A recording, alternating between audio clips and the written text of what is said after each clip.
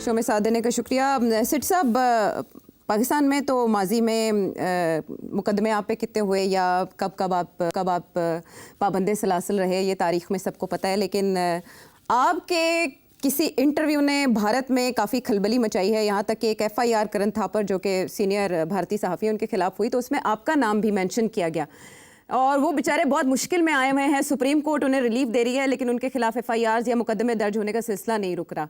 ये क्या जाहिर करता है ट्रेंड? यार मैं आई एम शॉक्ड पहली दफा मुझे FIR इंडिया में लॉन्च हो गई है मेरे खिलाफ। यार ये कमाल की बात है, ये भी कोई मेरा एजाज होना चाहिए। मेरा ख्याल है पहली दफा ऐसे हुआ है कि एक पाकिस्तानी जर्नलिस्ट के खिलाफ for giving his views on Indian channel वो FIR हो गई है। इससे तो ये है कि अगली दफा हम लोग यहाँ से किसी इंडियन जर्नलिस्ट को लेंगे और वो इंडिया को डिफेंड करेगा और पाकिस्तान को क्रिटिसाइज करेगा तो यहाँ तो दर्जनों के हिसाब से FIR लग जाए। मगर आई एम नॉट सरप्राइज्ड। उसकी वजह ये है कि करण थापर ने मुझे बड़े सख्त सवाल पूछे थे जी। और मैंने सीधे सीधे जवाब दिए थे। तो वो जवाब उनके पास उसके जवाब नहीं थे, तो इसीलिए वो पाकिस्तान में बड़ी कामयाब रही वो interview from my point of view and from. तो अब वहां तकलीफ बहुत हुई बिकॉज जाहिर है वो सारी दुनिया गई, दुनिया ने सुनी मेरी बातें और हम पाकिस्तान का बयानिया जो था वो बुलंद हुआ और इंडिया का जो बयानिया था वो गिरा। तो क्योंकि मैंने खरी बातें की थी।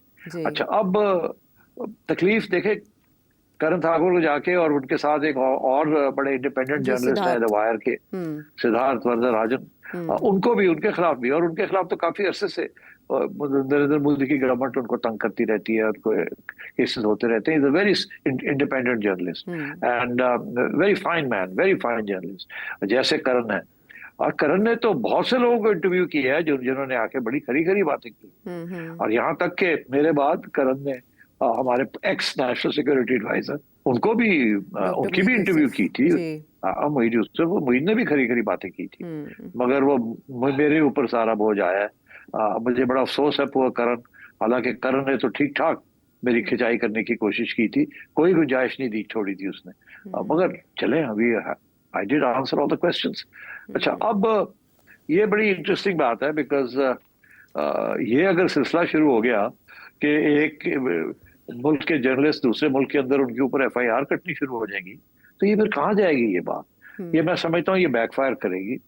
नरेंद्र मोदी की government already under attack on human rights and press censorship और मेरा ख्याल है this will create a lot of other issues. International community हम जैसे लोगों को कुछ पहचानती है। I have had 3 international awards for press freedom, तो मेरा ख्याल है this is going to backfire on Karan is a very respected international journalist and so is Siddharth. Yes, मगर ये this is typical of this fascist Indian government. ये BJP की government है fascist. अब जब हम कहते हैं फैशिस्ट है तो तकलीफ तो होगी, जाहिर है, मगर ये साइन होता है जब आप कमजोर होते हैं ना या डरते हैं या खौफजदा होते हैं किसी चीज से तो आप इस किस्म की नी जर्क रिएक्शन जल्दी से कुछ करो और ताकि आइंदा कोई गलती ना कर सके। हाँ, तो इसलिए ये धमकी है एक किस्म की ऑन अदर्स। अब ये होगा क्या, इसके बाद 2 चीजें होंगी। एक तो इंडियन मीडिया वाले जो पाकिस्तानी जर्नलिस्ट के साथ कभी कभी कोई इंटरव्यू कर लेते हैं वो शायद कतराएंगे, कहेंगे नहीं करना है, वो पता नहीं क्या कह देंगे, फिर हम भी विल गेट इनटू ट्रबल। क्योंकि इंडियन जर्नलिस्ट बिल्कुल लेटा हुआ है इस वक्त, बिल्कुल प्रो मोदी। 2, 3, 4, 10 लोग होंगे सारे हिंदुस्तान में जो कि खरी बातें करते हैं, ये इंडिपेंडेंट स्टांस लेते हैं, बाकी सारे तो लेटे हुए हैं वहाँ अनफॉर्चुनेटली। तो इसलिए आई थिंक मैं तो समझता हूँ this is a matter of honour for me कि चले जी एक फाशिस्ट गवर्नमेंट जो है वो मुझे भी पहचान रही है कि I am opposing fascism. But बड़े अफसोस की बात है कि वो करण वगैरह को धर लिया उन्होंने या कोशिश कर रहे हैं। मेरा ख्याल है सुप्रीम कोर्ट जो है उन्होंने अप्लाई किया है। आई थिंक वहां से रिलीफ सुप्रीम कोर्ट ने जी मिला है ऑलरेडी और ये केस कहीं आगे नहीं जाएगा, मगर धमकी है ना, that's the point of it. The wire की जानिब से जो चैलेंज किया गया है वो 152 को ही चैलेंज किया गया है, जिसे इंडियन सुप्रीम कोर्ट ने 2022 में मुअत्तल कर दिया था। और इंडियन प्रेस क्लब की तरफ से भी और जो विमेन प्रेस क्लब है उनकी तरफ से भी प्रोटेस्ट किया है कि आप मीडिया को दबाने की कोशिश करें। तो कुछ आवाज़ें अभी भी वहाँ मौजूद हैं। सच अगर हजम नहीं हो रहा तो फिर ज़ाहिर है उसका जवाब ऐसे आएगा कि कुछ भोंडे मुकदमात का इंदराज कर लिया जाएगा जिनकी बुनियाद नहीं होगी। अच्छा सेठी साहब, एक और बड़ा मामला गाजा का। हाँ, साली बाकायदा तौर पर बयान की गई है और कहा गया है कि जो कहत है ये मैन मेड है, इंसान का क्रिएटेड है और इसे ख़त्म किया जा सकता है फौरी इक़दाम लेकर, क्योंकि पहला फेज़ नेतन्याहू बेंयामिन नेतन्याहू की जानिब से शुरू किया जा चुका है गज़ा में ऑपरेशन का। लेकिन ऐसे में जो जेरूसलम पोस्ट है और द टाइम्स ऑफ इसराइल है, जो इसराइल के नामवर अखबारात हैं, वो ये बता रहे हैं कि IDF की जानिब से ये बयान आया है कि हुकूमत की बका, इन शॉर्ट नेतन्याहू की बका, गज़ा पर हमले में मुनहसर है। इसके अलावा इसराइल के एक साबिक वज़ीर ख़ज़ाना है, उन्होंने ये इल्ज़ाम लगाया है कि हमास को असल में बेंयामिन नेतन्याहू ने नर्चर किया ओवर द ईयर्स। और बाइडेन इंतज़ामिया के एक ऑफिशियल ये कह रहे हैं कि जब जो हॉस्टेजेस थे उनकी रिहाई की बात होती थी तो इस एडमिनिस्ट्रेशन की जानिब से, नेतन्याहू की जानिब से बार बार उसको सबोटाज किया गया। ये आगे पीछे यके बाद दीगरे 3 खबरें ऐसी आई हैं जो बता रही हैं कि इन हाउस यानी घर के अंदर से बेंयामिन नेतन्याहू के खिलाफ बात शुरू हो गई है। इसका इशारा आप अपने एनालिसिस में पहले भी दे चुके हैं। सो किधर जा रही है बात अब इसके बाद? बिल्कुल जी, मैं इसके बारे में कह चुका हूं कि रेजिस्टेंस इंटरनेशनल तो आ रही है, मगर इंक्रीजिंगली आगे डोमेस्टिक से भी आएगी। और इसका इशारा पहले मैंने किया था कि 17 x high people, cabinet members या फौज के लोग ने ऑलरेडी एक डॉक्यूमेंट साइन किया है जिसमें उन्होंने एतराज किया है ऑन नेतन्याहू's एंटी पैलेस्टाइन पॉलिसीज और समझाने की कोशिश की है कि बस करो, ये जो तुम कर रहे हो, ये इसके साथ इजराइल की जो पोजीशन है वो कमजोर हो रही है, स्ट्रांग नहीं हो रही।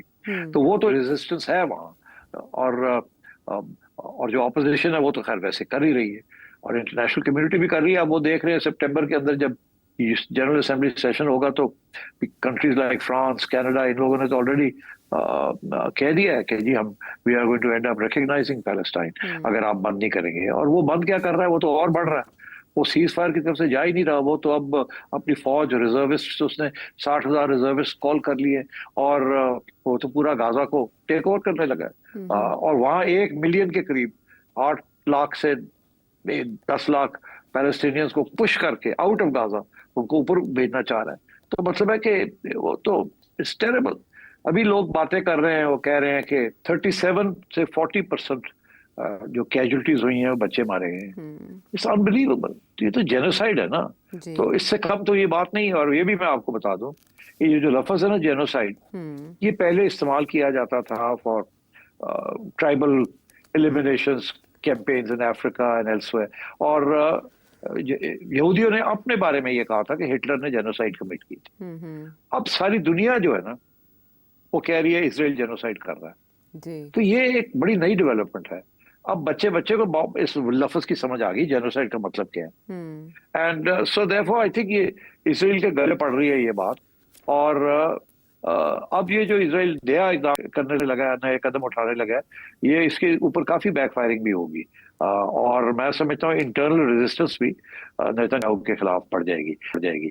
ट्रंप के लिए प्रॉब्लम बन जाएगा कि अगर उसने फिर फौज भेज दी, फौज तो है वहां मगर और फौज पे और अटैक कर दिया और सब लोगों को हटाना शुरू कर दिया तो और लोग मारे जाएंगे, पहली बात। दूसरी बात, ये जो इल्जाम लगा है कि जी नेतन्याहू ने पाला है हमास को, यही इल्जाम है ना जी। अच्छा, ये बात ये है कि ये बिल्कुल सही है, ये कोई पहली दफा नहीं है, ये तो पहले एस्टैब्लिश हो चुका है कि नेतन्याहू की पॉलिसी यही रही है कि कतर के जरिए कतर को पैसे देते थे फॉर नेगोशिएशंस, मगर एक्चुअली आइडिया ये था कि कतर आगे हमास को दे, क्योंकि जब तक हमास है उस वक्त तक नेतन्याहू को अपनी लेजिटिमेसी, अपने आप को रेलेवेंट रखने का एक एक्सक्यूज मिल जाता है एक। तो वो उसने बहुत किया है। और फिर मैं आपसे ये कह रहा हूँ, ये हमास इतना स्ट्रांग हो गया है, जो ये कैसे हुआ, और इसी वजह से हुआ कि नेतन्याहू को एक दुश्मन चाहिए था तकड़ा, जिसको वो मार के और अपनी अहमियत बनाता। और इसीलिए ये कोई आज की बात नहीं है, ये पुरानी बात है कि बहुत से जो फंडिंग हुई है हमास की इनडायरेक्टली वाया कतर हुई है, एंड उसमें इजराइल दैट, पहली बात। दूसरी बात, मैंने पहले ये कहा था जब ये हमास की तरफ से अटैक हुई कि ये हमास की जो अटैक थी इसको कम से कम 1 साल लग गया होगा प्लानिंग के अंदर। इतनी कॉम्प्रिहेंसिव ये प्लानिंग हुई थी कि ऑल लैंड, सी, एयर, हर जगह से अटैक हुई थी। तो क्या इजराइल को नहीं पता था? कहते हैं इंटेलिजेंस फेलियर था। इंटेलिजेंस फेलियर नहीं था, इजराइल को पता था। Israel new everything. Israel encourage कर रहा था कि करो, ताकि हम फिर अपना जो करना चाहते हैं हम कर ले। ये इसी किस्म की बात है जैसे सद्दाम हुसैन के खिलाफ जॉर्ज बुश और टोनी ब्लेयर ने ये अनाउंस किया कि जी उसके पास वेपन्स ऑफ मैस डिस्ट्रक्शन है, और कह के और फिर चढ़ाई कर दी, और बाद में पता चला कि वेपन्स ऑफ मैस डिस्ट्रक्शन थे ही नहीं। और अब टोनी ब्लेयर कहता है हाँ हमारी इंटेलिजेंस ठीक नहीं थी, हमें हमारा ख्याल था। तो मतलब ये उसी किस्म की बात है कि पहले एक चीज को खड़ा किया जाए अपने खिलाफ, फिर उनको हथियार दिए जाए, फिर जब वो आपके खिलाफ थोड़ी बहुत रेजिस्टेंस कर सके तो फिर आप उनको उड़ा के रख दें और कहें जी देखें हमने कितना जबरदस्त काम किया है, और अपनी लेजिटिमेसी को कायम करें। तो ये जो इल्जाम लग रहा है ये बिल्कुल 100% सही है, 100%। मगर इसमें जो प्रॉब्लम आती है वो ये आती है कि जब आप ऐसा काम करते हैं ना, तो वो जो जिनको आपने सपोर्ट किया होता है वो फिर थोड़ी बहुत आपके हाथ से निकल जाती है, वो अपनी एक जिंदगी उनकी अपनी बन जाती है, एक रेज ऑन डेथ उनका अपना बन जाता है, वो फिर हाँ फिर वो आपकी बात नहीं सुनते। अब वो अभी भी वो कह रहा है कि मैंने खत्म करना है हमास को, हमास को हमने डिस्ट्रॉय नहीं किया, एरोड किया है, अभी भी बहुत सी टनल्स हैं जहां ये है वो है फलाना है निकला, अभी भी हमने और करना है। तो अब वो बिल्कुल चाहता है कि किसी तरीके से हमास को बिल्कुल ही खत्म कर दिया जाए, और ये मौका वो समझता फिर नहीं आएगा, क्योंकि अब ईरान जो है वो न्यूट्रलाइज हो गया है, सीरिया न्यूट्रलाइज हो गया है, हमास अकेला रह गया है, और पीछे से पाइपलाइंस खत्म हो गई हैं, एंड सो ही थिंक्स कि अब आखिरी स्टेज है, अब खत्म ही कर दिया जाए। और ये जो सारा प्लान है, ये जो बाकी जो अब आर्मी को अंदर भेजना और सीज कर लेना गजा को, this is aimed at eliminating Hamas. मगर लोगों का ये कहना है कि इतना आसान नहीं होगा, और ये एन मुमकिन है कि आईडीएफ जो फोर्स है उसके अंदर बगावत भी हो सकती है और डिसएग्रीमेंट भी हो सकती है, क्योंकि बहुत प्रेशर है सोल्जर्स के ऊपर भी कि आप कर क्या रहे हैं, जेनोसाइड कर रहे हैं, बच्चों को मार रहे हैं एंड सो ऑन।